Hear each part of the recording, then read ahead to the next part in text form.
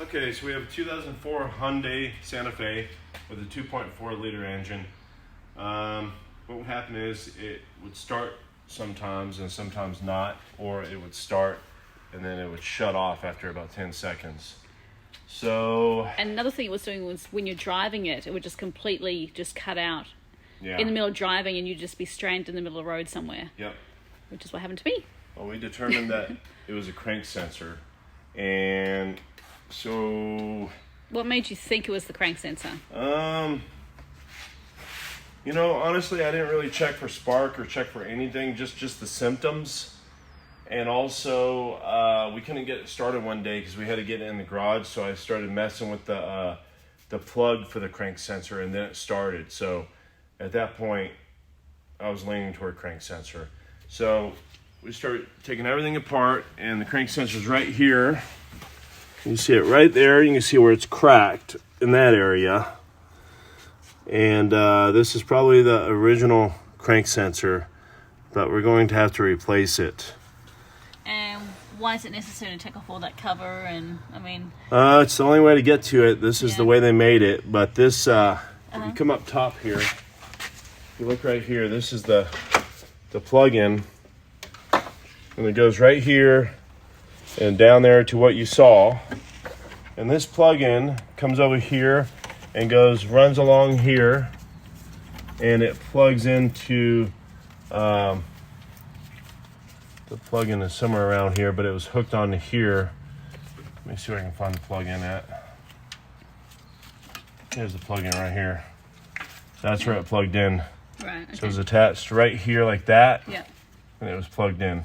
Okay. And then it runs along here. Yep. And then runs this side or and then inside here?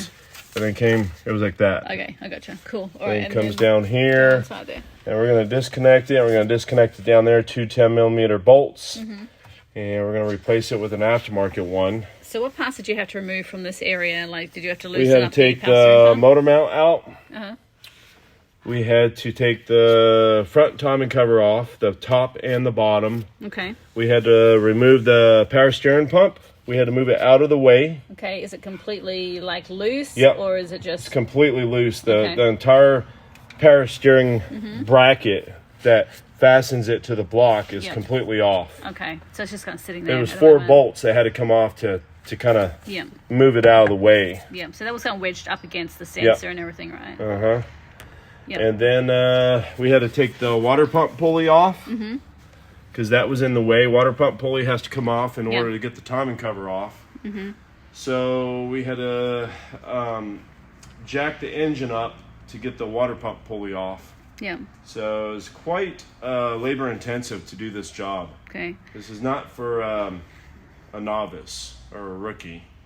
Definitely not. And I've never done this job before, and then it's pretty hard. And it's just very time consuming, and you just got to really pay attention to what you're doing. Okay. And then you had to lower the engine too. Yeah, to pull the lower timing cover off. To do that. So you've had to raise the engine for one part of it, and then lower the engine for the... To get the lower timing cover off. Cover just off, to get the clearance. Yep.